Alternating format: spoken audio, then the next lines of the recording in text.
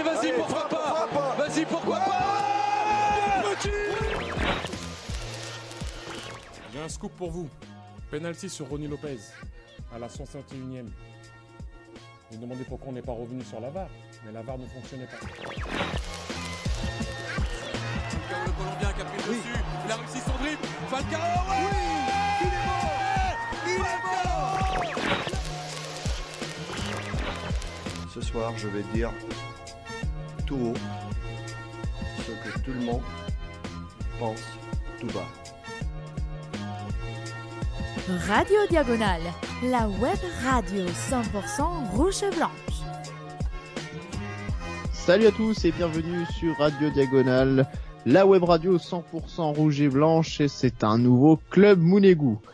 Il y aura ce soir Boris. Salut Boris. Salut Damien. Et il y aura également Rome. Salut Rome. Salut Damien, salut Boris. Alors messieurs, ce soir le programme, c'est un Club Mounegou consacré à la légende Radamel Falcao. Légende ou pas légende? Légende. Première question. Ah, légende, incontestablement. Donc là, on est plutôt sur le verre, à moitié plein. Donc Radamel Falcao qui a passé 6 saisons à l'AS Monaco, en tout cas qui a eu un contrat au moins d'une durée de 6 saisons. L'histoire a été peut-être par moments un petit peu plus compliquée que prévu, mais globalement, c'est un joueur qui aura laissé une marque assez importante au club, messieurs. Ouais, c'est exactement. En fait, c'est une histoire compliquée, intéressante, dans le sens où il y aura eu des hauts très hauts, des bas très bas, des moments d'amour, des moments de haine, presque. C'est peut-être un peu exagéré. Et au final, quand même des hauts qui auront suffisamment marqué le club, des statistiques, un titre. Voilà, c'est un joueur absolument marquant. Il y aura des choses un peu amères qu'on retiendra de lui aussi, mais globalement, à l'échelle de Monaco, c'est un bilan incroyable.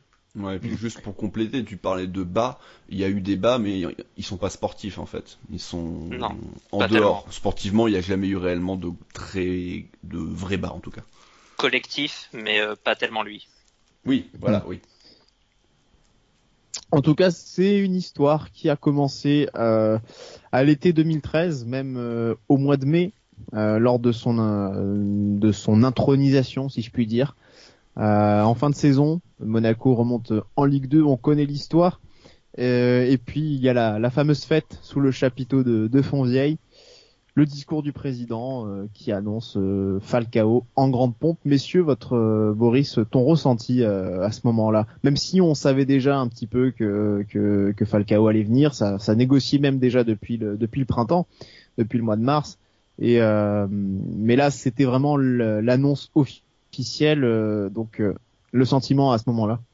C'est vrai que quand l'annonce officielle sort, on n'est plus tellement surpris parce qu'on ça fait un moment quand même que ça a filtré, qu'on voit que c'est du sérieux.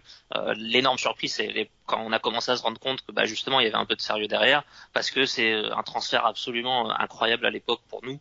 Même si on remonte, on sait qu'on a un président quand même assez fortuné qui est venu pour mettre des moyens. Falcao à l'époque, c'est un des tout meilleurs joueurs au monde.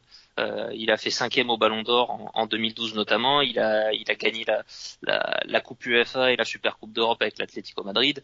L'année d'après, il gagne la Coupe d'Espagne. C'est un joueur auquel il manque uniquement d'avoir vraiment évolué dans un top club européen à ce moment-là.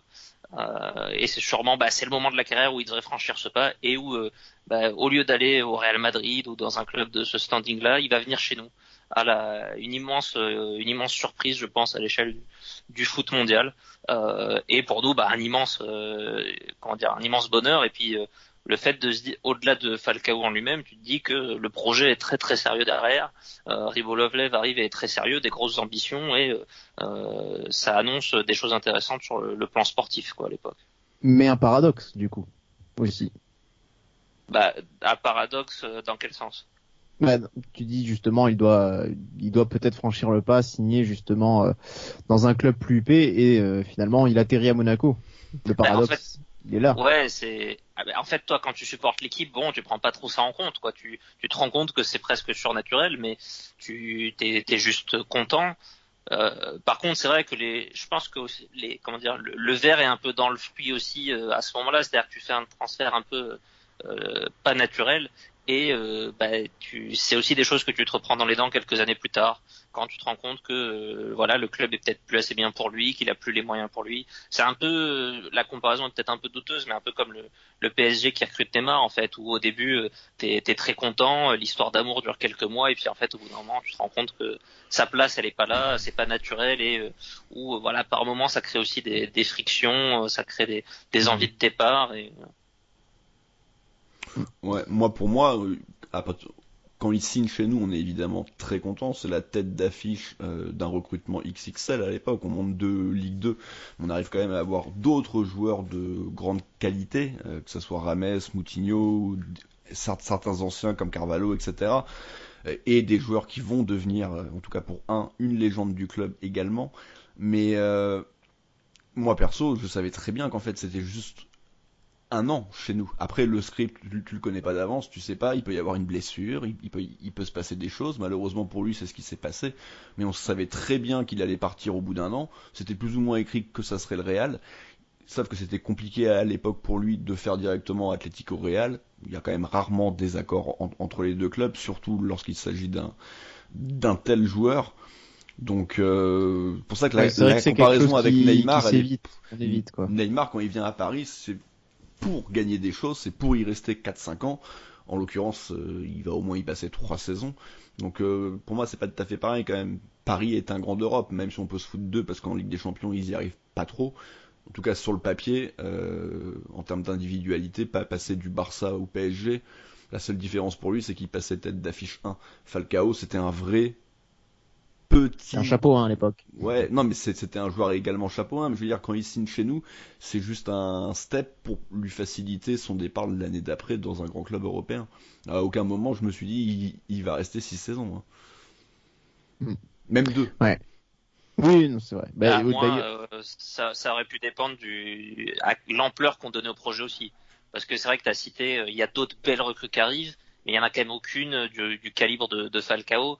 On va presque s'arrêter à lui. Alors Rames, ça peut un peu se discuter quand même parce que c'est un jeune hyper prometteur à l'époque, mais on va pas faire non plus le recrutement XXL à chaque poste. Ce qu'on aurait pu peut-être imaginer au tout début de ce recrutement, on aurait pu construire une vraie armada. En fait, on n'avait pas forcément ces moyens-là. On s'est arrêté à lui sur vraiment les transferts monstrueux, sur des joueurs chapeau 1. Donc c'est vrai qu'à ce moment-là, on aurait sûrement, en fait. Alors c'est vrai que certains supporters l'avaient peut-être intégré, d'autres auraient peut-être vécu un psychodrame l'été d'après avec un départ de Falcao. Oui. Départ il y aura quand même, mais on y reviendra plus tard. Oui, très différent. Donc, oui.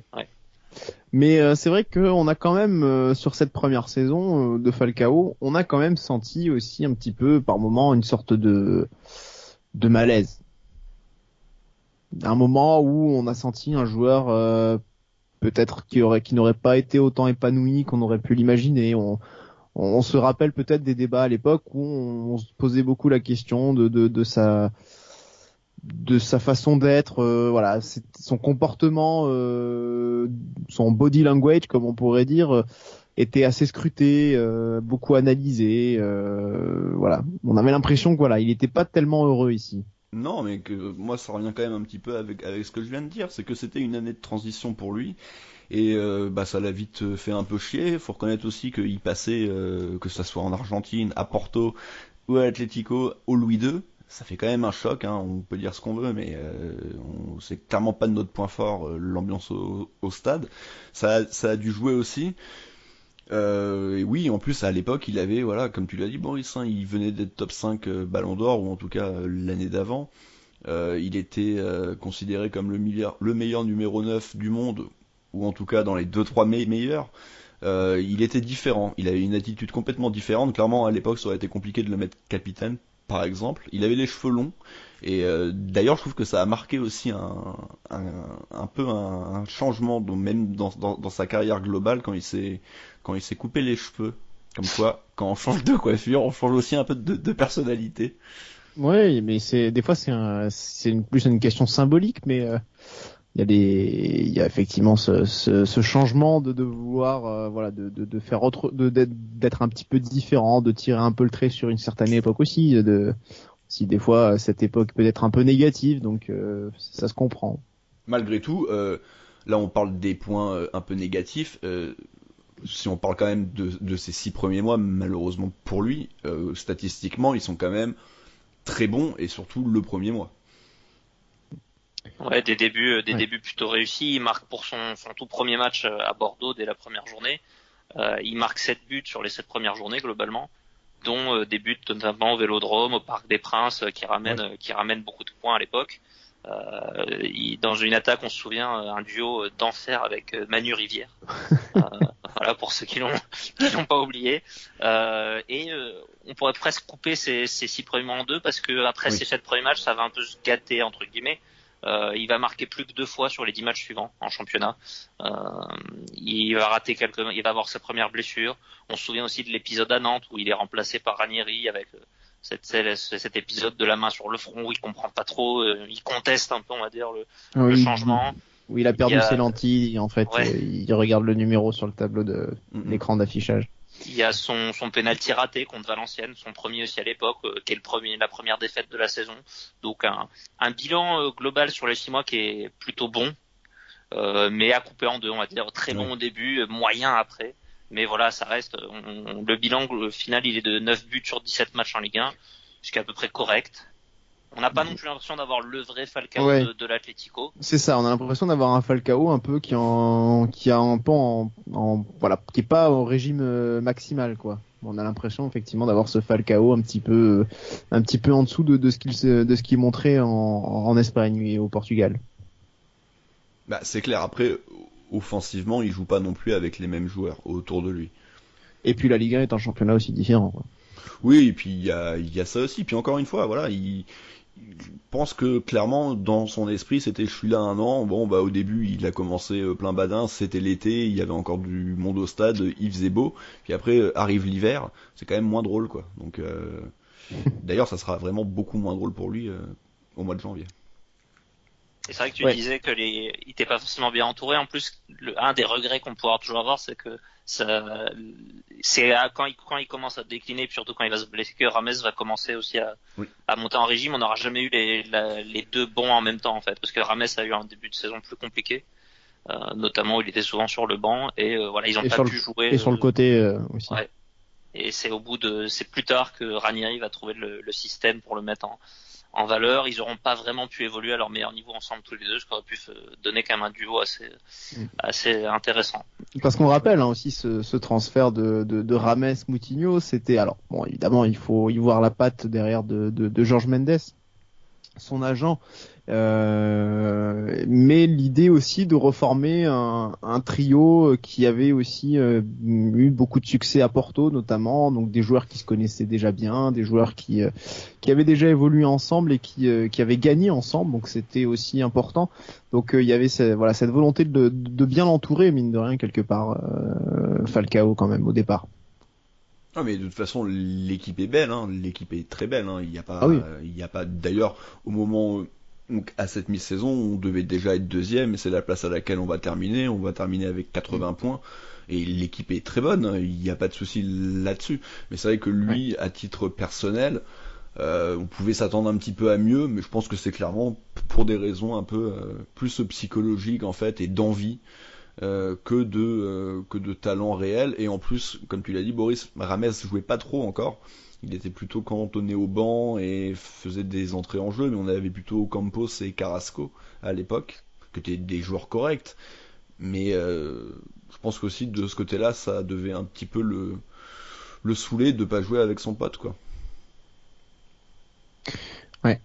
Ben, surtout les premiers matchs, on se souvient. Enfin, au Campos, Carrasco était bon, hein, mais c'est vrai qu'ils ont ensuite baissé de pied. Et c'est vrai qu'on avait un petit peu un Falcao qui pouvait parfois s'agacer des ballons qui n'arrivaient pas parce que notamment au Campos qui avait beaucoup trop la tête dans le guidon, hein, et donc il y avait effectivement les poulets sans tête. Les poulets sans tête, comme dirait Christophe. En tout cas, Rome, tu as parlé de cette ce moment important dans la carrière de Falcao au mois de janvier, sur ce qui devait être un match de routine pour une AS Monaco très très forte, pour ce qui ne devait être qu'une simple étape dans le parcours de l'ASM en Coupe de France. Et pourtant pour Falcao ça a été finalement un moment très très important, et un moment peut-être qui, on peut le dire, a été un des très très bas, des moments très bas dont parlait Boris dans sa carrière. Et derrière, on n'a peut-être plus le même joueur, enfin. Oui, ça a clairement marqué un premier step dans sa carrière. On verra qu'au final, c'est plus ce qui s'est passé en Angleterre qui va vraiment le faire changer.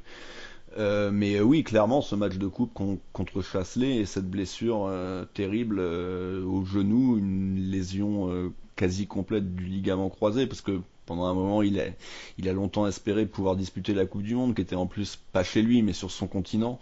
Donc ça a été pour lui une vraie catastrophe. Et pour ça aussi, on va en parler un petit peu après, mais quand il veut partir à l'été d'après, il y a eu cette blessure-là, même si c'était plus ou moins le script prévu.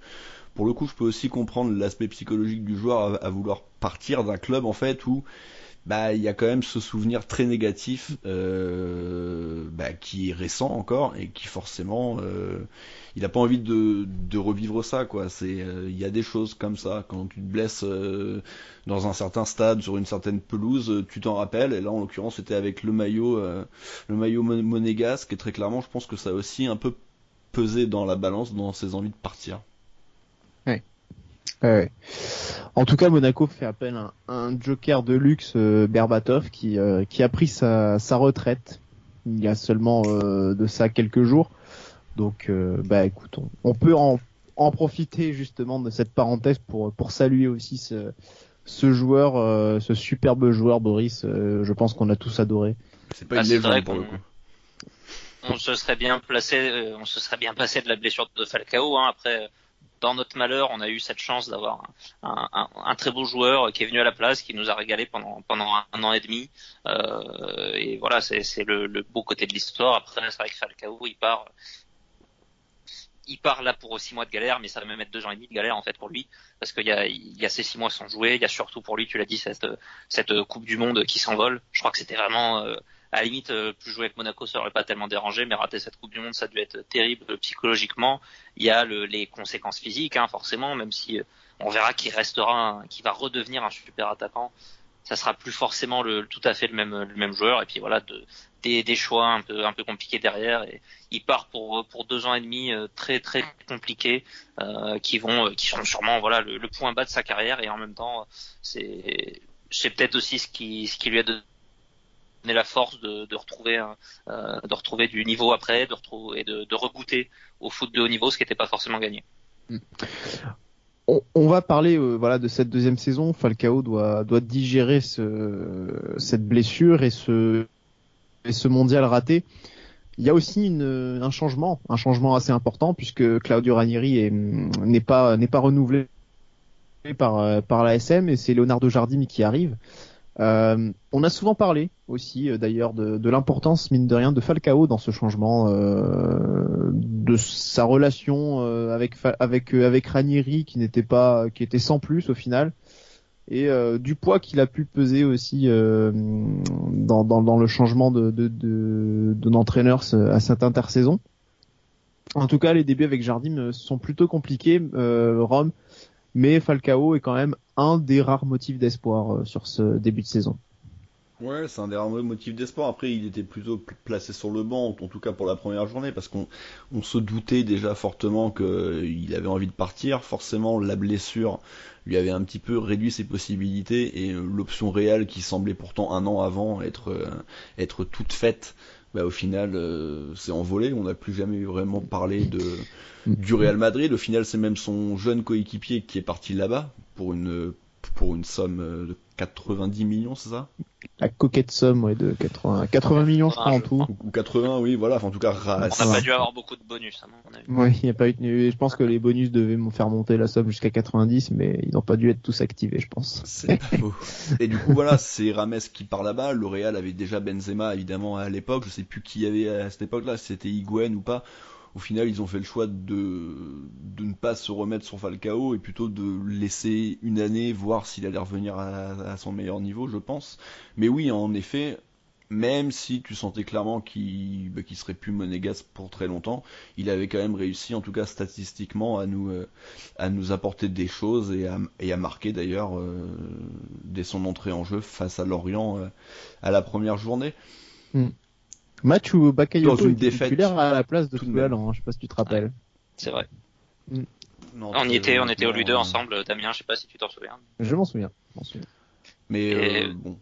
C'est vrai que moi je garde un souvenir un peu différent où, alors peut-être encore une fois qu'on n'était pas assez lucide, mais où moi j'avais vraiment un espoir qui reste en fait et qui redémarre cette histoire avec nous en se disant voilà, il s'est blessé, il a perdu un peu de sa superbe, il a pas forcément, ça va être compliqué pour lui d'attirer un gros club, et jusqu'à vraiment l'épisode Lille où il est en tribune, il n'y a pas non plus des rumeurs hyper insistantes à ce moment-là, et on espérait vraiment le garder. Il commençait à se remettre en selle, il met je crois 2 buts en 3 matchs, dont celui de la victoire à Nantes. Sur sa première titularisation, on espère, moi en tout cas j'espérais vraiment qu'il reste, et je me disais, moi j'aimais bien en plus cette idée d'avoir Berbatov et Falcao, même si bon on l'aura quasiment pas vu, et quand on l'a vu ça a pas trop marché, mais voilà, c'était un espoir vain. Ouais. Et puis cet épisode, Rome, c'est Monaco qui reçoit Lille, et le stade Louis II qui attend Falcao. Ouais. Et mais le Stade Louis II, qui va voir Falcao? Moi, je vais le voir en l'occurrence, comme beaucoup de gens de toute façon, devant notre télé. Oui, voilà, ce fameux épisode en tribune, lunettes de soleil, avec son téléphone, où il est complètement désintéressé du match. Très clairement, pour l'image pure du joueur, c'est peut-être la pire qu'il ait jamais montré à Monaco, mais encore une fois, on avait encore l'ancien Falcao, celui qui était encore la méga star planétaire malgré sa blessure, et qui prenait un peu de haut Monaco, ou en tout cas qui n'avait clairement pas envie de rester ici. Donc c'était pas une belle image. Après, le choix est particulier parce qu'au final il va partir à United, et si je dis pas de bêtises, United n'était pas en Ligue des Champions. Et c'était surprenant parce que justement Falcao, c'était un petit peu le truc, c'était qu'il n'avait jamais joué la Ligue des Champions, ou alors peut-être une fois, mais je crois qu'il jouait pas vraiment encore à cette époque-là.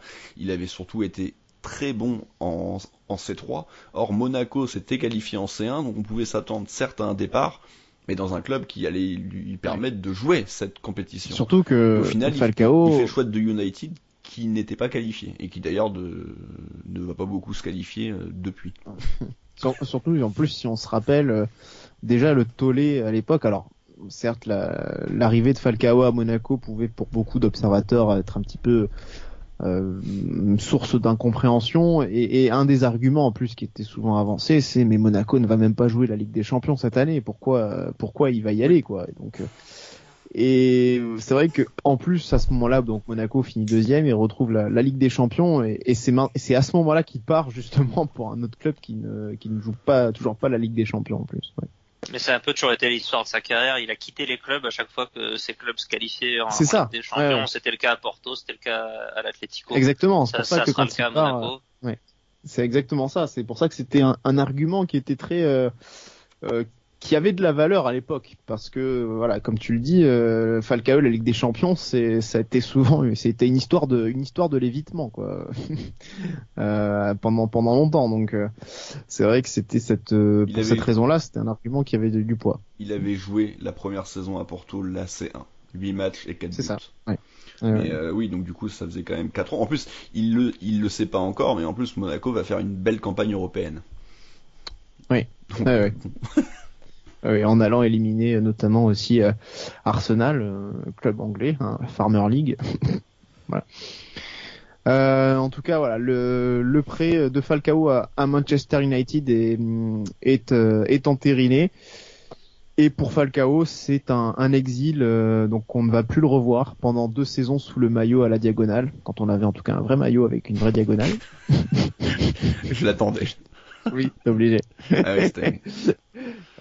Et en tout cas, le bilan de Falcao. 2 ans catastrophiques. La première à Manchester United. La première année, en fait, moi je me rappelle parce que à l'époque c'était encore sur Canal, depuis ses revenus. Et donc du coup, je regardais beaucoup la première ligue. Il avait fait des débuts plutôt corrects. Il avait marqué assez vite dans la saison. Il avait une bonne entente, je me rappelle, on en parlait beaucoup avec Di Maria, qui était aussi à l'époque là-bas, qui venait peut-être d'arriver aussi d'ailleurs, pour le coup. Et oui, au final, c'est 4 buts en 29 matchs, mais honnêtement, il y en a beaucoup au tout début. Mais 29 rencontres, bon, il doit y en avoir un petit paquet en tant que remplaçant. Mais par contre, le vrai gros point noir, c'est sa deuxième saison à Chelsea, où là, il y a un but en 12 rencontres, et là, c'est clairement, là, c'est une vraie catastrophe. Ce qui a été surtout marquant, Boris, je sais pas si tu te souviens, je pense, c'est sur son passage à Manchester, où il va jouer avec les jeunes, quoi. C'est-à-dire qu'à un moment donné, le Falcao, qui est quand même une star mondiale, il se retrouve à jouer avec des gamins, quoi. Bah, c'est pendant ces 2 années-là que il va vraiment perdre son statut en même temps. C'est-à-dire que bon, il est sorti de sa blessure. Forcément, ça met des doutes un peu à tout le monde. On ne sait pas quel joueur on va retrouver, mais t'as quand même encore un petit peu de crédit, quoi. Mais là, sur les 2 années en Angleterre, il va complètement le perdre. C'est même plus, enfin, il garde forcément un statut au moins dans son pays. Et puis quand il va revenir, ça reste une star chez nous. Mais voilà, il sera plus jamais associé de toute sa carrière, sauf erreur de ma part, à un gros club. Il y aura des rumeurs, mais sur des clubs un peu de second rang, même quand il retrouvera son niveau chez nous. Il va vraiment enterrer son statut de joueur de très très haut niveau là-bas. Et ouais, jusqu'à aller jouer avec les gamins à Manchester, vraiment dans des saisons en plus compliquées là-bas. Tu parlais de Di Maria, lui aussi, hein, ça va pas très bien se passer, peut-être un peu moins mal, mais il y reste qu'une saison. Hein, il signera au PSG l'année d'après, mais voilà, il tombe dans un mauvais contexte, dans sûrement pas le bon championnat pour lui non plus à l'époque, et sûrement, avant sa blessure peut-être, mais après, vu le joueur qu'il est devenu, c'est sûrement pas le meilleur championnat pour lui. Il aurait peut-être mieux réussi en Italie ou en retour en Espagne, mais voilà, du coup, 2 années très compliquées et qui sont sûrement un très mauvais souvenir pour lui, mais qui vont aussi, si on voit le verre à moitié plein, nous permettre de le retrouver au bout de ces 2 ans, et cette fois pour de vrai. Oui. Parlons des bonnes choses un peu. Ouais. Son retour donc à l'AS Monaco pour la saison 2016-2017, pendant ce temps, Monaco a aussi changé d'optique. Et c'est à prendre en considération parce que pendant 2 saisons, on l'a dit, Monaco fait ce beau parcours en Europe, continue d'être performant sur la scène nationale, enchaîne les podiums, mais avec 2 saisons extrêmement contrastées. La première qui est bien réussie, dont Jardim trouve ses marques dans le championnat de France, et puis une deuxième beaucoup plus compliquée, avec notamment déjà des intersaisons très très agitées, où là d'un seul coup le projet change. On va souvent parler le projet. Il a changé. L'idée c'est surtout de faire des plus-values, donc de recruter des jeunes. Et la deuxième saison sans Falcao va être beaucoup plus compliquée. Monaco accroche quand même le podium, mais de façon très très laborieuse. Et l'idée, quand Falcao revient, c'est de relancer le joueur, mais en même temps, de pouvoir récupérer un petit peu la mise de départ. Une mise qui était, on se rappelle, messieurs, à 43 millions d'euros, même si on a cru d'abord que c'était 60. Ouais, ça c'était une rumeur abracadabrantesque. En fait, on était plus à 43 millions. Bon, alors récupérer la mise sur Falcao, je sais pas si c'était vraiment envisageable, vu la décote, on va dire, du joueur. En tout cas, l'idée était de pouvoir le revendre à un prix assez intéressant pour... on a longtemps espéré de la Chine, en tout cas. C'est vrai que c'est un peu la perspective qu'on avait. Mais c'est vrai que t'as raison, en fait, on n'avait pas forcément évoqué. Il y a eu un vrai changement de projet aussi. En fait, son départ, il s'inscrivait là-dedans. C'est-à-dire qu'à un moment donné, t'avais l'impression que les stars, c'était fini. On a vendu Rames, on a prêté Falcao. On a gardé Moutinho. Ouais, ce qui prouve bien qu'on n'a pas, on a c'est vendu ça. que les stars. C'est ça. Mais et ouais, on est parti. Alors surtout l'année où Falcao part, c'est terrible. On recrute de mémoire que Bakayoko et un prêt de Bernardo Silva, et ça doit pas être loin d'être à peu près tout cet été-là. L'été d'après, on va recruter beaucoup plus de joueurs, mais il y en a quasiment aucun qui va confirmer, à part Thomas Lemar, je pense. Tous les autres, c'est des flops. Voilà, on recrute du jeune dans la 10 à 15 millions d'euros. Tous les Balouli, les Traoré, voilà, ce type de joueurs-là, les Carrillo. Et l'année où Falcao revient, il y a encore un nouveau changement un peu de braquet, où on va plus être sur du joueur référencé de Ligue 1, et surtout aussi où on va garder nos bons joueurs. Il y a quasiment personne qui part cet été-là. Moutinho. On garde Moutinho, on garde Fabinho, on garde Bernardo Silva. Dira. Ouais, on va chercher loin là quand même. Et Tout le puis monde passe ses joueurs. Hein. Mais de rien, c'est sa blessure qui lance vraiment la saison en Ligue des Champions de Monaco. Et puis on prend des vrais renforts. On prend des renforts en défense. 3 joueurs, Sidibé, Glick et Mendy. Pour voilà, on n'est même pas sur. On parlait de Sidibé comme renfort quand même. Ouais. Bah ça, objectivement, c'en est un quand même par rapport à ce qu'il y avait au poste d'arrière droit. Enfin, je compte pas Fabinho parce qu'on l'a mis au milieu, hein, mais et là on se construit vraiment une équipe compétitive, beaucoup plus forte que les 2 années d'avant. On n'imagine pas encore à quel point. Mais voilà, on construit une belle équipe. Il y a un retour de près de Germain aussi. La vraie différence, comme tu l'as dit, c'est que déjà on n'avait plus forcément de grands joueurs à vendre, peut-être Fabinho, mais surtout on sortait d'une saison dure en Ligue 1 où on va arracher une 3e place, et surtout d'une saison en Europa League. Parce que l'année d'avant, en fait, l'année d'avant était certes bonne en Ligue des Champions avec le quart, mais on se requalifie pas. On fait 3e et on saute en barrage contre Valence, ouais. Voilà. Bon, avec des erreurs en plus de Fabinho, entre autres, enfin bon, bref. Qui avait fait très mal parce qu'il nous avait marqué que des buts de casquette ou presque. Mais donc c'était aussi une certaine logique de pouvoir garder tout le monde. Et moi, c'est un peu ce que j'espérais de l'année dernière quand on avait commencé cette saison catastrophique. Je m'étais dit, au moins, ça veut dire que cette année, on va vendre personne et on va pouvoir garder les bons éléments et compléter pour pouvoir refaire une super saison. Bon, malheureusement, on a mis juste 5 journées avant de commencer. Mais Falcao, c'était la petite, encore une fois, c'était la petite cerise sur le recrutement, et on espérait une bonne saison, mais on n'avait pas trop de visibilité parce que c'est vrai qu'on avait commencé à avoir des bonnes choses de Lemar, de Bernardo. Fabinho était un peu en dents de scie, les latéraux on savait pas trop ce que ça allait donner, Glick personne ne le connaissait à part les suiveurs du Torino réel quoi, mais oui, bah il avait fait une bonne coupe puisque du monde. pour faire ses fantasy mercato il regarde les matchs du Torino, donc il savait vrai. déjà. Il avait fait une bonne coupe du monde, je m'en rappelle, on l'avait vu un bon Euro. Un bon Euro, oui. Euro 2016. Oui, un bon Euro. C'est vrai qu'on savait qu'il allait signer ou qu'il avait signé. Il avait été plutôt intéressant avec la Pologne. Donc on l'avait surtout vu évoluer à ce moment-là. En fait, Jemerson qui est arrivé 6 mois avant. Mais voilà, l'équipe c'était petit à petit mis en place. Et puis voilà, Falcao.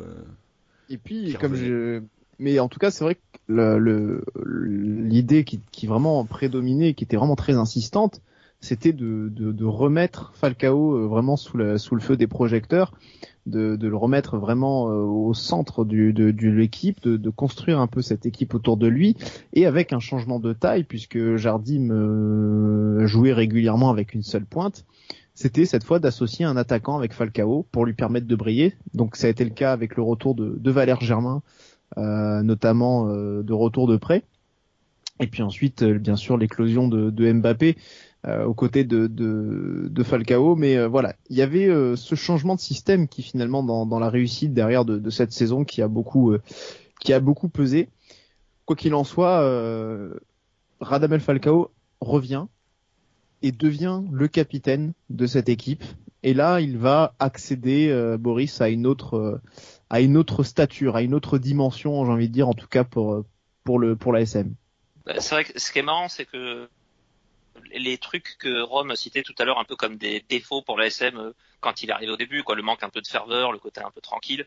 Après ces 2 années et demie de galère étaient peut-être devenus un avantage finalement. Oui. Dans le sens où voilà, il allait avoir un environnement un peu tranquille pour se relancer, pas trop de concurrence dans l'équipe. Il venait vraiment voilà comme en étant à nouveau la star, un effectif avec plutôt des jeunes joueurs où c'est lui qui allait être dans les anciens encadrés, une place de titulaire assurée, pas une énorme pression autour de lui, que ça soit les médias, etc. Voilà, c'est pas Old Trafford, c'est pas Stamford Bridge, c'était de Louis II, et puis voilà, lui aussi qui a pris sûrement de la bouteille, qui a pris de la maturité. Il a pas joué pendant ces 2 années et demie, mais on imagine qu'il a vécu des choses humainement, émotionnellement assez fortes. Il a quand même côtoyé encore des grands vestiaires, des grands clubs, des grands joueurs.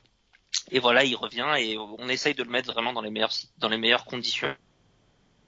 On le met titulaire, on lui donne ce brassard, on va rapidement, comme tu l'as dit, mettre en place ce système aussi qui est parfait pour lui, qui est parfait pour Valère Germain, qui a évolué dans ce système-là. Voilà, on sait le joueur limité qu'est Valère Germain, mais on a bien vu quand il jouait à Nice que c'est un système dans lequel il s'épanouissait, alors qu'il a été à la peine, notamment avec Jardim quand il a joué seul en pointe pendant de longues périodes, notamment 2 saisons avant, et voilà, là, on le met vraiment Falcao dans les meilleures conditions pour qu'il réussisse, et ça va pas manquer, il va rapidement réussir ses débuts.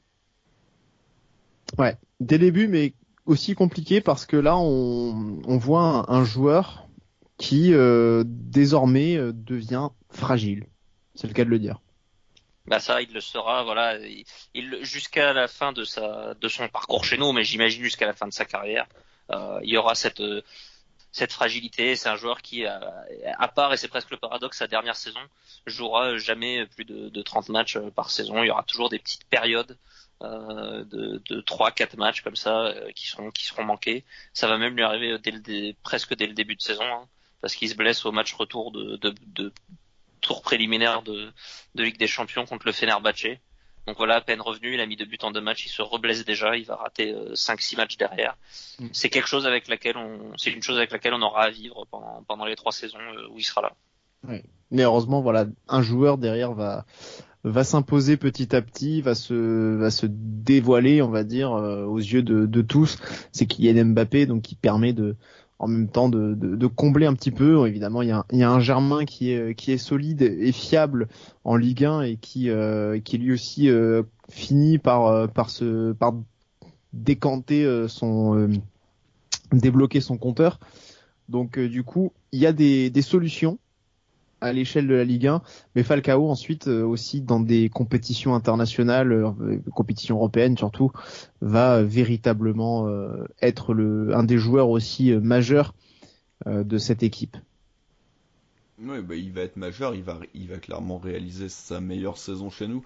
Après, c'est compliqué réellement de le juger par rapport à ses coéquipiers, parce que c'était vraiment un collectif très très fort. Voilà, il y a ce titre avec 95 points. Il y a cette demi-finale de Ligue des Champions, des qualifications contre City, contre Dortmund, certes dans des conditions un peu particulières, mais une belle qualification tout de même, des phases de poule très bonnes. Mais oui, là il fait la saison en fait qu'on attendait un peu de lui lors de son arrivée. C'était ce qu'on voulait voir. Alors évidemment, il y avait pas de la Ligue des Champions, mais en tout cas en Ligue 1, c'est le genre de saison qu'on aurait aimé voir dès son arrivée. Maintenant, s'il avait fait cette saison dès son arrivée, il serait jamais revenu. Donc c'est le paradoxe. C'est tout le paradoxe là, parce que s'il n'y avait pas eu cette blessure, il n'y aurait pas eu ces 2 ans et demi de galère, il n'y aurait pas eu son retour, il n'y aurait pas eu cette première doublette avec Germain intéressante avant de voir une des plus grosses doublettes qu'on n'a jamais vues sous le maillot monégasque, même si elle a duré que réellement 6 mois, elle était d'un niveau quand même stratosphérique. Mais oui, cette saison-là, c'est son chef-d'œuvre et c'est récompensé par un titre de champion de France absolument magnifique, et pour moi d'ailleurs même le plus beau de tous, parce que celui avec la plus grosse adversité, quoi. On parle quand même d'un PSG qui certes sur la fin de saison finit à 8 points parce que il y a ces 2 derniers matchs face à Nice où ils craquent complètement, et même au Parc ils ne font que match nul à la dernière journée, mais il y a quand même ces 4 derniers mois complètement fous où après le 1 partout au Parc on est constamment à 3.2 voire à égalité de points, parce qu'on a eu après vite ce match en retard de finale de Coupe de la Ligue alors que nous on jouait l'Europe. Quand ils jouaient avant nous le week-end, du coup ils se retrouvaient même avec 3 points d'avance alors qu'on avait 2 matchs de retard, et on a tenu jusqu'au bout. Et on en parlera dans la section à venir sur nos grands moments. Et pour le coup, les 2 matchs les plus importants peut-être de ce titre, c'est lui qui nous les donne. Donc voilà quoi. Ouais, effectivement, ça fait partie des grands moments cruciaux clés du titre et du passage de Falcao à l'ASM. Ce sera l'occasion du coup d'en faire un petit classement un petit peu plus tard. Toujours est-il en tout cas que Falcao va soulever le trophée de l'AS Monaco en tant que capitaine. Au moins lui du coup il sera pas sur son téléphone à ce moment-là. Pour reprendre une petite blague. Voilà. Ah la réaction de vieux con putain. Ouais. Il y a déjà 50 caméras qui sont braquées dessus sur toi. Les images de ce moment, tu les as quoi. Camille Glick, il avait un téléphone, ça m'étonnerait. Bah c'est que les jeunes. Hein. Bah oui. Mais en Mais tout c'est cas, vrai voilà. que ce qui est marrant, c'est que c'est lui le capitaine, c'est lui le meilleur buteur de cette équipe. Et en même temps, c'est pas forcément lui qui est associé en premier à ce titre-là. Disons que, enfin, c'est un titre qui est vraiment collectif. C'est ça qui est beau aussi dans cette histoire. Il n'y a pas forcément un joueur qui ressort. Et beaucoup, là, serait peut-être même des Bernardo Silva ou des Fabinho avant lui. Un seul exemple de ça. Mbappé. Ouais, alors. L'empreinte Ça, de Mbappé c'est le côté un peu tellement trompeur des 6 derniers mois, ouais. Il est dans le top 5 voilà, quoi qu'il arrive. Mais elle est tellement forte, elle lui vaut d'ailleurs immédiatement une nomination au Ballon d'Or où il finit, il est 7ème je crois dès sa première année. D'ailleurs, grâce à cette saison-là, Falcao revient aussi dans les sélectionnés au Ballon d'Or justement. Cette saison lui permet sur ce plan individuel d'être à nouveau reconnu. Alors certes, il finit plus loin, je crois qu'il finit 24e, il me semble. J'allais dire aussi, il est un peu snobé par exemple au trophée UNFP.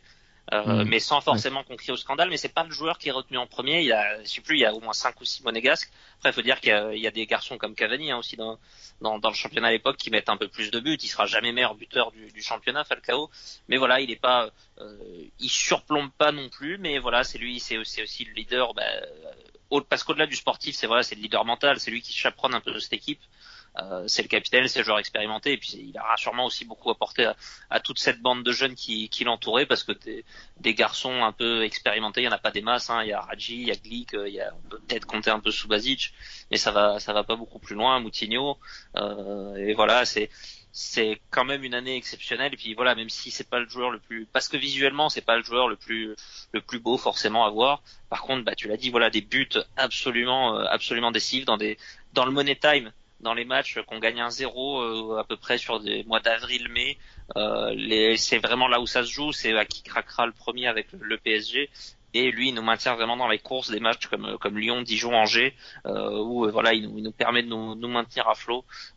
Et voilà, il a son empreinte sur ce titre-là, et c'est magnifique de le voir soulever ce truc-là après tout ce qu'il a vécu, après tout ce qu'on a vécu avec lui, de positif, mais surtout de négatif. Voilà, là, on est vraiment sur l'image même de la rédemption, quoi. Ouais. Et tu parlais justement de ce leader de vestiaire. Il va continuer de l'être justement sur 2 saisons derrière post-titre qui seront forcément plus compliquées, puisque Rome, on va beaucoup vendre de titulaires, on va pas forcément les remplacer, ah bon, et des fois et des fois mal les remplacer aussi.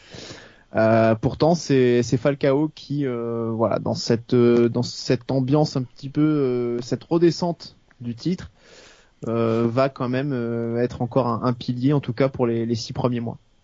Ouais, on peut même j'ai même envie de parler des 2 saisons. La première, au final, même collectivement, elle est catastrophique en Ligue des Champions. Lui s'en sort parce qu'il marque ses 3 buts en poule en 5 rencontres, et c'est vrai qu'il est un petit peu le seul. En championnat, on arrive quand même à faire second, avec certes un jeu proposé moyen, mais lui, sa saison statistique, en fait, elle est aussi bonne que celle d'avant, parce qu'il marque 3 buts de moins, mais il joue 3 matchs de moins aussi, donc il n'y a pas grande différence. On avait quand même réussi à garder Lemar, même si sa saison, il y aurait beaucoup à dire dessus, mais ça restait, il a quand même débloqué plusieurs fois quelques situations, même si c'était trop rare, et surtout on avait réussi encore à garder Fabinho, et c'est ce départ-là qui, pour le coup, l'année dernière nous a fait extrêmement mal. Lemar est parti aussi, et eux, pour le coup, on les a pas du tout remplacés, parce que les Aoulou, les Benasser, qu'est-ce qu'il y avait aussi sur le côté, je sais même plus.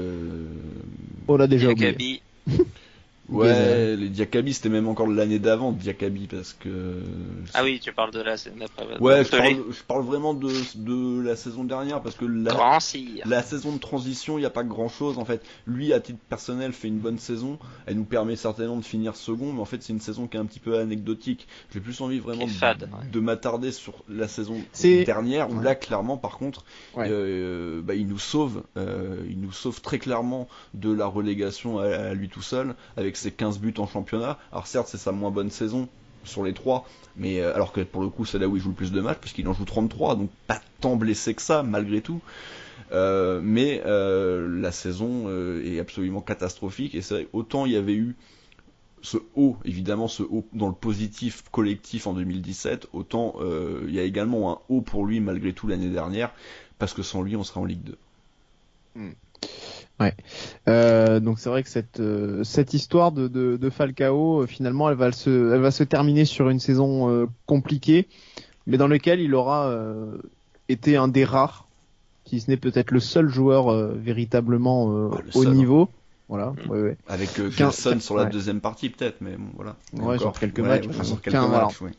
15 buts en 33 matchs pour Falcao, donc il garde sa moyenne en quelque sorte, et puis 33 matchs mine de rien, donc il est blessé, il est peu souvent blessé, contrairement à l'année précédente où d'ailleurs il fait très bons mois, mais derrière 6 mois complètement presque en les traversant comme un fantôme, parce que la Coupe du Monde 2018 qui arrive et la volonté de se préserver, la volonté de rester un petit peu à l'écart pour ne pas rater le rendez-vous comme en 2014. Quelque chose qui aura d'ailleurs beaucoup agacé au sein du club et forcément aussi au niveau des supporters.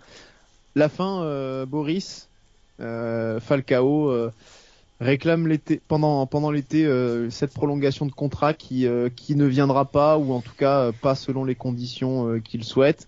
Même si Petrov rappelait à l'envie qu'on comptait sur Falcao, qu'on allait qu'on lui faisait une offre, etc. Le joueur et aussi son agent semblent visiblement vouloir regarder plus loin. Ouais, c'est une fin, voilà, un peu à l'image de son premier départ. C'est encore un départ un petit peu en autre boudin, quoi. C'est pas que sa faute à lui, parce que voilà, c'est normal c'est compréhensible en tout cas qu'il veuille maximiser sa fin de carrière sur le plan financier, honnêtement. Et mettre sa famille à l'abri. Ouais, non mais voilà, il y a deux choses. Il y a le côté dans le fond. Quand même, la grande majorité des sportifs sont comme ça en fin de carrière, un dernier contrat, ça peut se comprendre. Il y en a beaucoup qui vont jouer en Chine, au Qatar, etc. Que lui veuille maximiser ça, pourquoi pas. Il a d'ailleurs refusé la Chine à plusieurs reprises. Après, il y a la manière qui a été beaucoup moins propre à nouveau, et qui aura énervé et déçu pas mal de gens. Il y a les déclarations, il y a les blessures diplomatiques, dans lesquelles, encore une fois, il est peut-être pas le seul responsable. Peut-être que ça arrange bien le club aussi de le faire partir, de se débarrasser d'un salaire, et du coup de pas non plus prendre de risques de blessure. Mais voilà, du coup c'est une fin. C'est pas la fin qu'on aurait aimé avoir avec lui, dans le sens où il y a pas eu d'hommage, il y a pas eu de dernier match, il y a pas eu d'applaudissements du stade. Il y a rien eu pour lui. Il y a eu 2 tweets de chaque côté, quoi, on va dire. Et voilà, c'est une fin qui est un peu triste, qui en même temps est pas non plus complètement déconnante dans l'histoire qu'il aurait eu chez nous, voilà, dans le sens où on a dit il y a eu des hauts, il y a eu des bas, il y a eu des incompréhensions, il y a eu il y a eu plein de choses, et voilà, ça restera. Je pense que c'est un truc aussi qui s'estompera avec le temps. Tout simplement, c'est pas ça qu'on retiendra dans 10 ou 15 ans, c'est ce qu'on retient un petit peu aujourd'hui, mais c'est quelque chose qu'on oubliera. Ouais. Alors justement, messieurs, qu'est-ce qu'on va retenir de Falcao, si vous aviez 5 points à retenir de Falcao?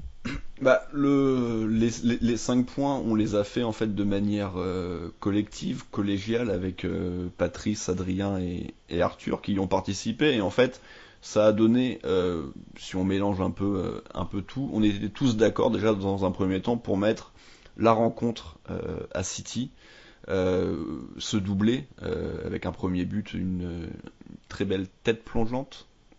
Oui.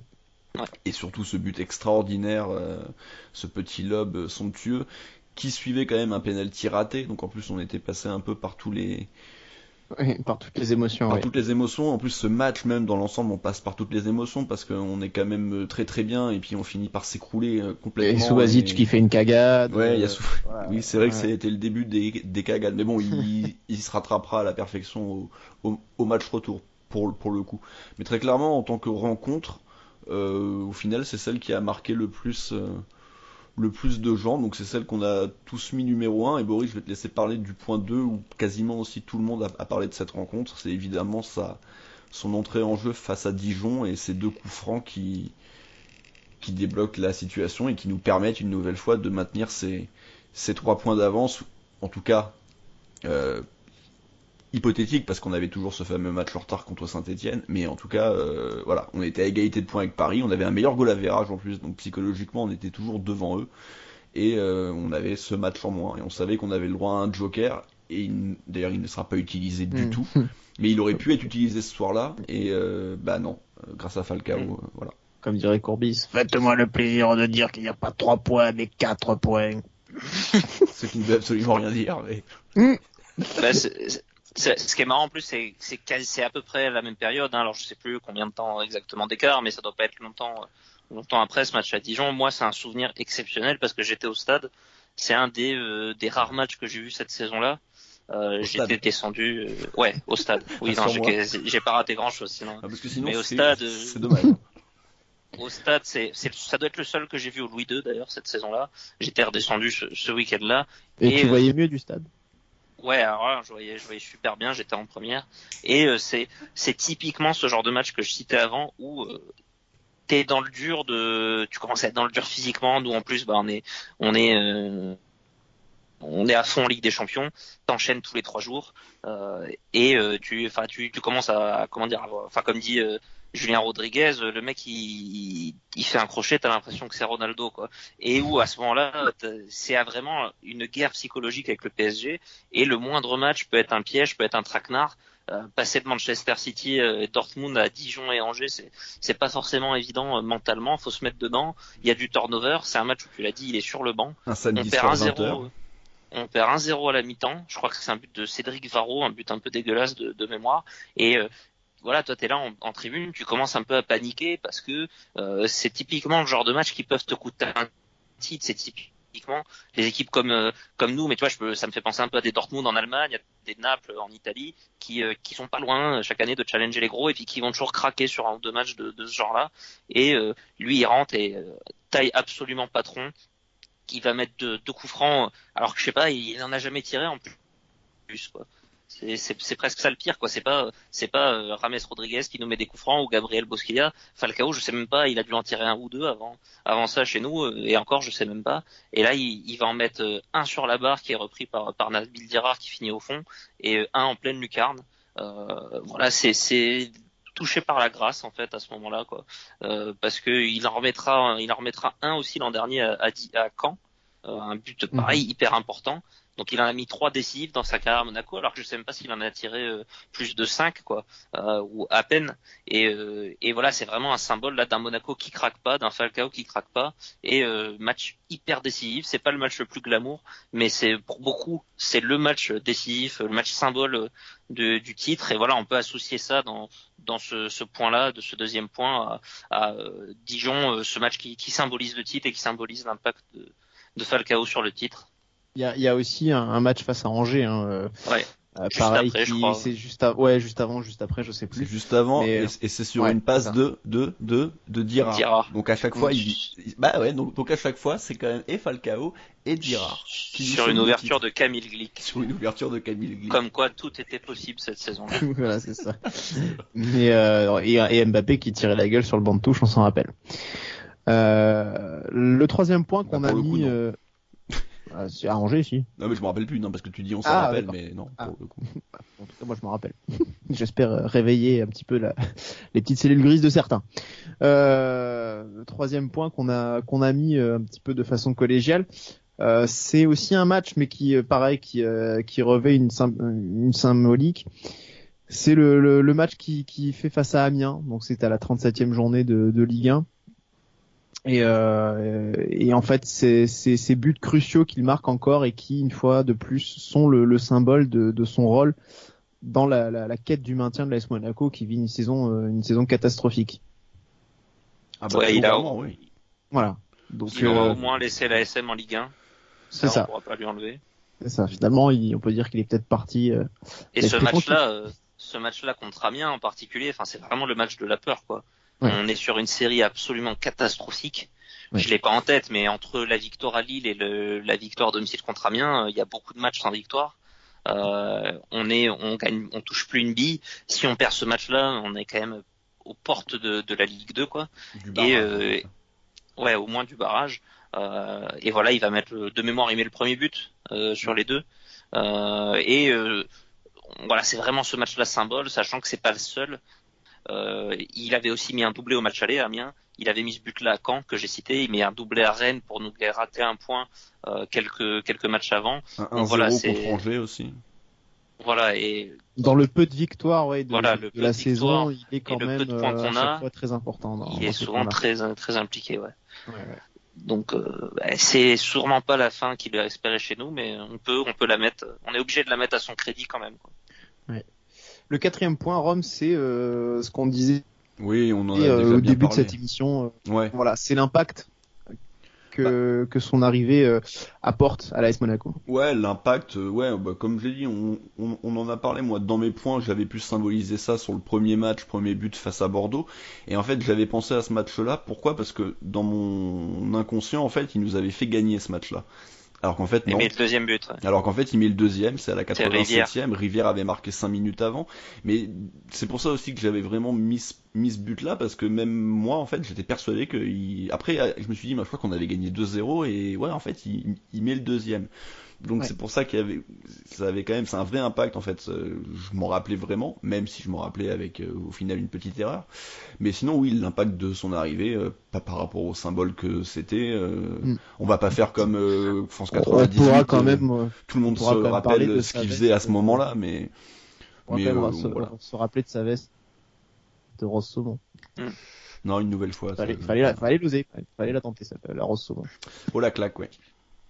Ça reste peut-être la recrue la plus la plus impactante de l'histoire du club, quoi. En tout cas, la plus impactante qu'on ait connue. Alors, on a eu des grands joueurs Il y a eu aussi Klinsmann, dans les quand années même. 90, ouais. Ouais, c'est peut-être celui qui me Champion donne en du tête. monde. Et c'est vrai qu'après, bon, l'époque fait qu'il y a le montant qui va avec, qui est aussi impressionnant. Mais voilà, c'est un des rares hôtes qu'on peut mentionner. Sinon, c'est souvent des joueurs qui sont devenus des grands joueurs à l'AS Monaco, ou alors des joueurs en fin de carrière, quoi. Mais des joueurs à ce point-là, à un tel stade de leur carrière, qui sont venus chez nous, c'est quasiment inexistant. Peut-être Glenn Hoddle, voilà, il y en a pas beaucoup d'autres. Et le 5e point, messieurs, Biroff. c'est des parts difficiles. J'avais rajouté aussi, moi, dans mon 5e point, justement, ces blessures. Alors, pas les blessures récurrentes, parce que, même si on peut les ajouter, mais c'est plutôt les blessures un petit peu diplomatiques qui ont agacé en 2018, qui ont beaucoup énervé au sein du club, qui ont beaucoup énervé les supporters, qui justement après le départ chaotique de Falcao en 2014, voilà, c'était des épisodes un petit peu supplémentaires sur des fois un autre aspect du joueur un peu plus négatif, et puis qui avait même, on se rappelle, sorti, en tout cas moi je m'en rappelle, Rome tu t'en rappelles, je sais pas peut-être, qui avait poussé Jardim à cette déclaration. Faut pas oublier que les joueurs sont payés par Monaco, donc à un moment donné, certes ils pensent à la Coupe du Monde, mais il faut pas oublier de faire le travail jusqu'au bout. Donc il y avait quand même un tacle là-dessus qui était aussi adressé à Falcao entre autres. En tout cas, ce top 5 que nous avons dressé, chers auditeurs, n'hésitez pas à faire le vôtre et à nous l'indiquer dans les commentaires en dessous de la vidéo. Rome, on va passer sur une partie que qui te plaît tout particulièrement. Ah oui, parce que tu nous as quand même bien souvent gonflé avec ça, Gardier. Oh. Je plaisante. C'est sur ce classement des buteurs dans l'histoire de l'AS Monaco. Falcao est arrivé quand même à un très très haut niveau. Oui, bah voilà, on en a parlé plus au fur et à mesure un peu toute l'année parce qu'il commençait à se rapprocher du top 10 qui était à 66 buts, hein, c'est les Weah de Julie. Il les a dépassés petit à petit, on a longtemps espéré qu'il puisse même accrocher le podium. Au final, il terminera à 6 buts de Christian d'Alger, donc avec 83 buts en 140 rencontres. Donc une moyenne de quasiment 0,60 buts. On est dans les eaux d'un Sonny Anderson ou d'un, pour les plus anciens, Lucien Kossou. On est très loin encore de Delionis, mais de façon qui est un peu intouchable, que ça soit en nombre de buts ou en moyenne. Mais c'est des meilleures moyennes que Nonda, que Weah, que Julie, que Trezeguet, que... Donc voilà, c'est encore une preuve de quand même de son importance dans l'histoire du club. Et en Ligue 1 c'est 65 buts et en Europe il est 4ème aussi. Pour le coup en Ligue 1 il est podium, mais en Europe il est 4ème avec 10 buts. Les chiffres sont moins impressionnants parce qu'il y a Simone Weah à 12 et Ikpeba, trop souvent oublié, avec 14. Ouais, avec à l'époque Monaco faisait quand même régulièrement de jolis parcours européens. Là, et on gardait nos joueurs. Oui, et puis les parcours ont été beaucoup plus irréguliers durant cette période, et notamment surtout, on s'en souvient, les deux derniers là, en l'occurrence, qui étaient absolument catastrophiques. On peut vous renvoyer aux émissions, aux débriefs de l'époque si certains veulent se rafraîchir un petit peu la mémoire sur ça. Ce qui est marrant, c'est que c'est vraiment sur l'époque moderne, si on fait partir une époque à partir de Wenger, en gros, c'est le meilleur en termes et de moyenne et de total de buts, alors qu'il y a eu des attaquants énormes comme on les a cités, Weah, Klinsmann, Trezeguet, Anderson. Ça me permet de dire qu'on fera bientôt l'équipe type des années 90, hein, donc c'est des noms qu'on va bientôt étudier, qu'on va bientôt regarder. Donc voilà, ça le situe quand même. Après, il y a des joueurs d'une autre époque où les joueurs restaient beaucoup plus longtemps au club, comme Delionis, comme d'Alger, voilà, qui sont compliqués à aller chercher pour ces raisons-là. Mais voilà, ça situe un petit peu le garçon, quoi. Ouais. Au niveau des transferts, Falcao a été longtemps, en tout cas, on a cru pendant longtemps qu'il était le numéro 1 de la liste, puisqu'on parlait de cette somme de 60 millions d'euros, qui finalement était 43, mais bon, Mendes a pris un bon gros paquet derrière aussi. Voilà. Non, pas du tout. Est-ce que on peut dire que Falcao a quand même bien rentabilisé son montant de transfert? 43, oui. Alors après, il faut pas oublier le salaire. Hein. Voilà. Ouais. Tu multiplies par 4. 4 années, je sais pas, 7-8 millions de moyenne, je dirais, peut-être 9, peut-être un peu plus même, peut-être même la alors quand dizaine. il arrive, il est à 14-15 ans. Ouais, mais bon, donc après, il y a aussi 2 prépayants pour 10 et 6 millions, je crois. Ouais. Donc, on va compter que ça, on va pas parler des salaires, mais donc ça voudrait dire 27 millions pour tout ce qu'il a apporté, c'est que dalle. Hein. Après voilà, c'est comment dire, c'est comme la pub Mastercard, quoi, un titre de champion de France, ça n'a pas de prix. Ça dépend de la valeur que tu mets là-dedans. C'est sûr que c'est différent d'un Rames Rodriguez qui est au final acheté pour à peu près la même somme, mais qui lui va être vendu pour le double. Donc voilà, c'est une différence de rentabilité, quoi. Mais bon, nous c'est pas notre argent, évidemment, on est très content. Il y a 4 saisons, pas une, il y a un titre, enfin, ouais. Voilà. Après, faire un vrai calcul d'apport financier, c'est compliqué parce que nous on n'a pas les chiffres, et puis bon, on sait que Monaco c'est pas le club qui vend le plus de maillots, de produits dérivés, etc. Maintenant, oui, je pense que au final, on est très content de ce qu'il nous a apporté. C'est sûr qu'il n'y a pas eu de plus-value sur ce joueur-là, mais il y a eu suffisamment de titres. En tout cas, nous, on n'a pas à regretter ce montant.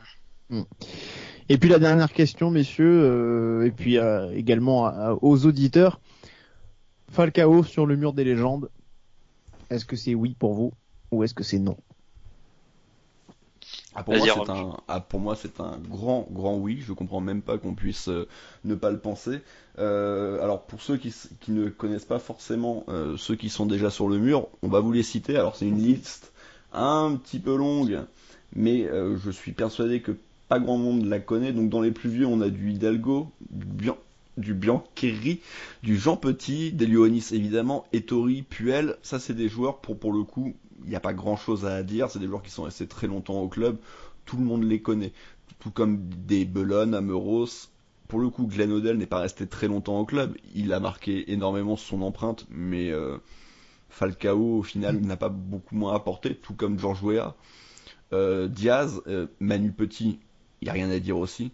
Barros, pour le coup, ça me surprend aussi qu'il soit vraiment sur le mur des légendes. Djorkaeff, Chifo, Anderson, Klinsmann, Henry Trezeguet, ça peut se discuter aussi pour Thierry Henry.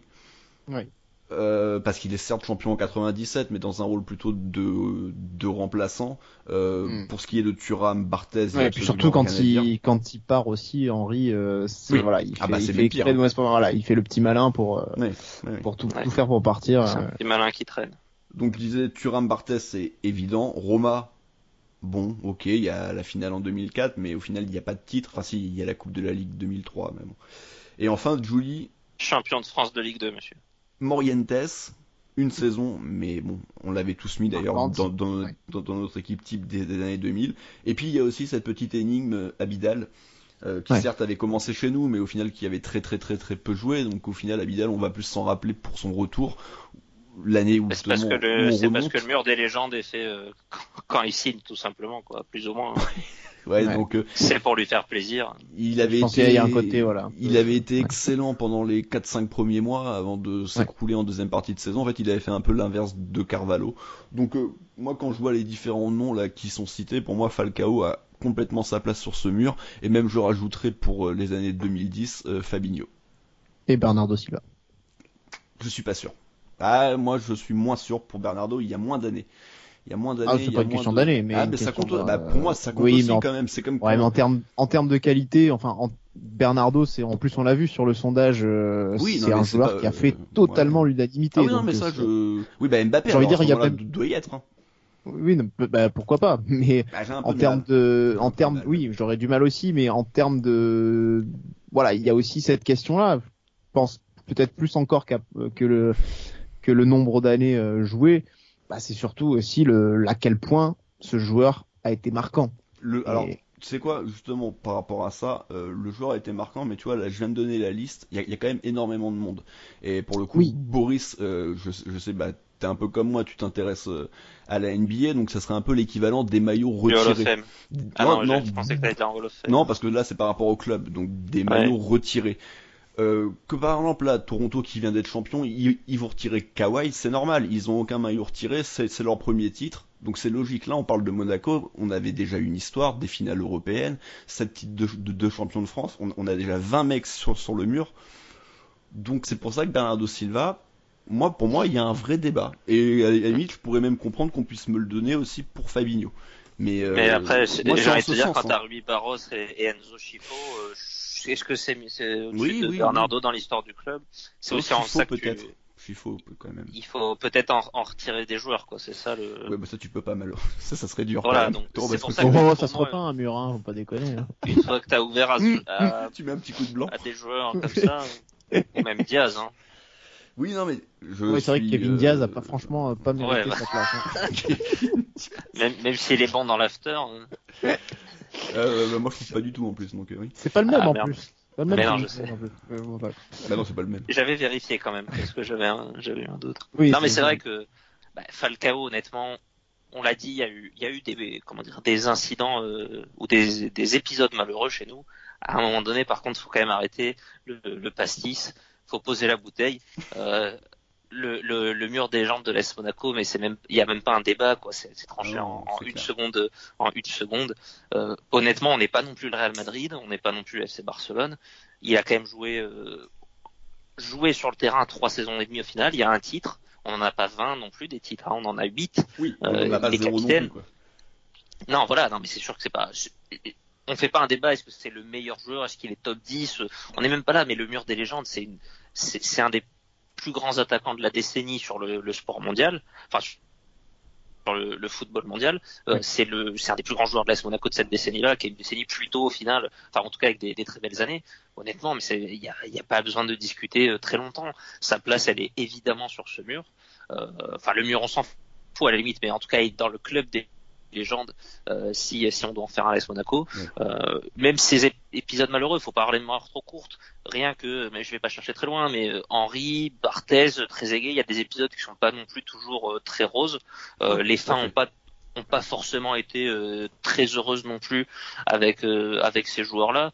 Donc voilà, je pense même pas enfin les autres, c'était un peu loin, j'ai pas forcément l'historique, mais c'est un peu l'eau aussi d'un club de second niveau comme nous, qui est souvent un tremplin, qui sert, qui est pas la destination finale, on va dire, pour les très grands joueurs. Voilà, honnêtement, Falcao aujourd'hui, faut vraiment chipoter, faut vraiment avoir la mémoire très courte et s'arrêter sur les épisodes les plus négatifs. Pour moi, c'est même pas, en tout cas de cette génération-là, la génération Jardim, c'est clairement le nom que je mettrais en premier sur ce mur des légendes. Je suis d'accord avec toi, Ron, que c'est pas le seul que je mettrais. Je pense aux deux qu'on a cités, mais voilà, pour moi, il y a pas de débat outre mesure. Falcao est sur le mur. Très bien. Et toi, Damien, tu t'es pour pas moi prononcé aussi. Non, il est avec Bernardo Silva. En tout cas, nos auditeurs peuvent aussi se prononcer, bien sûr, hein, dans les commentaires sur la place de Falcao dans le mur, parce que bon, il y a forcément des gens qui peuvent parfois être un peu plus rancuniers que d'autres et qui vont dire, bah non, moi j'ai pas du tout aimé la façon dont il a pu nous pisser dessus par moment. Donc... Ça va, c'est pas Neymar non plus. Ne serait-ce que quand je revois Morientes, il y a quand même pas, il y a pas photo quoi dans l'apport des deux au club. Hein. Moi, j'ai adoré la saison de Morientes, mais. Oui. Ouais. En tout cas, ce sera l'occasion de revenir dessus dans le Périple Rouge et dans les prochains épisodes à sortir, bien sûr. Ah, très bon placement de produit. Excellent. C'est quoi? J'ai jamais entendu parler du Périple Rouge. Tu peux nous en dire un mot? Si tu veux, mais là, on va être un petit peu à court de temps, parce qu'il reste encore une rubrique. Et là, Ron, je vais te laisser la main. Tu nous as concocté un petit quiz avec tu as le secret. Des enchères. Je ne sais, ça faisait longtemps. Hein. Non, voilà. c'est juste longtemps qu'on quiz n'avait pas fait de quiz. En question-réponse, évidemment, sur Falcao, c'est assez simple. Il y a une dizaine de questions. Donc on va attends, voir. je vais ça sur la page Wikipédia. Juste, c'est de la rapidité. Alors... C'est de la rapidité. Si vous donnez une réponse et qu'elle est fausse, vous ne pouvez plus répondre avant que l'autre ait répondu, parce que sinon. Tu préfères Google ou Bing, Damien? Alors c'est parti. Non, j'aime Messieurs, bien écoutez-moi, merci. ceux qui reversent quand ils plantent un arbre quand tu fais une recherche. D'accord. Ok. Donc messieurs, première question facile. Rapidité évidemment. Quel est son nom complet? Radamel Garcia Falcao. Zaraté. Ouais, je vais l'accorder à Damien, mais tu l'as fait un peu en deux temps. Ouais. En deux temps. Ouais. Bah, comme les pénaltys de Falcao en deux temps souvent. Moi j'étais en retard. Falcao, Garcia, Zaraté. Ça date. Du coup, Zaraté la réponse. Sa date et lieu de naissance. Est-ce que San Marta. Ouais, ça je l'ai, mais en 86, mais après j'ai pas le reste. Ouais, la date, j'ai aucune idée. Bon, ça fait un point pour Boris et c'était le 10 février 86. Son club formateur. Ouais, mais j'avais dit quand même 86. Oui, mais on s'en fout parce que 86, tout le monde le sait. Moi, je voulais la date. Son club formateur, s'il vous plaît. Los Millonarios. Les Millonarios. Damien, mais joli savonnage. Son palmarès à River Plate. Une Copa Libertadores. Non. Rien. Non. Champion d'Argentine. Ouais, mais un Deux peu fois. plus de détails. Ouais, non, je sais. il y a un championnat. Ouais, mais eux, ils ont les tournois Clausura, Apertura, mais alors... Voilà, il y aura pas de points, c'est le championnat de clôture. Ouais. Oui, c'est vrai que c'est un petit peu particulier leur système. Pourquoi ils faisaient du jardinage? Alors, celle-ci, messieurs, Compétition sponsorisée par Castorama. je vais vous demander de bien écouter la question, parce qu'elle est simple en fait, mais il faut bien saisir ce que j'ai voulu dire. On est en Europe. Lors des saisons 2010, 2011, 2011, 2012. Donc il y a une saison à Porto, une saison à Atlético de Madrid. Quels sont les 3 points communs de ces parcours en Europa League? C'est les clubs? Et il la gagne. Il la gagne, ça fait 1 point. Ouais, c'est tout simple, mais il y a 2 trucs un peu plus compliqués. Il marque en finale. Ah ouais, putain. Pas tout à fait ça. En tout cas, c'est pas ce que je cherche. Il marque à chaque tour. Non. Il est meilleur buteur. Il est meilleur buteur des 2 années avec 17 et 12 buts. Et le dernier point, ça a en effet un rapport avec la finale. Il claque même un triplé, non? Ou un doublé, je sais pas quoi en finale. Non. Il a une reconnaissance particulière. Meilleur joueur. Meilleur joueur des 2 finales, tout à fait. Et certainement buteur du coup, évidemment, mais c'est pas ce que j'attendais. Son nombre de buts en Liga, messieurs, en 2 saisons. 60? Non, moins quand même. 50? 74, non? Non. Pas en Liga. Ah non, ça c'est il total, est ça. en dessous de 30, mais je sais pas, 55. 50-55. C'est ça, mais je veux le chiffre. Damien, c'est à 51. toi. Ah, c'est à Damien de Oh, répondre maintenant. Juste en Liga, du coup. Oui. Elle veut pas s'ouvrir la page? Non, mais c'est juste que tu sais, Boris, enfin, dans la trame, on avait marqué le nombre de buts total, mais du coup, C'est entre, j'ai 50 et, juste c'est entre 50 et 55. Bon, bah, je vais jouer juste prix, 53. À toi, Boris. 52. C'est 52. Ah, c'est dur. Allez. Ah, il a eu un peu plus de temps. Ouais, mais Alors, il méritait, hein, parce qu'il avait dit 50 et 51. Bon, maintenant, ça va aller très très vite. Sa place du Ballon d'Or en 2012. 5. Boris. À En Monaco. 2017, non, tu l'avais pas? Non. À Monaco. Combien de buts il marque lors de la saison 2014-2015? 2. 2. Boris. Oui. En forcément, 3 matchs. ça va. Ah oui, mais bon.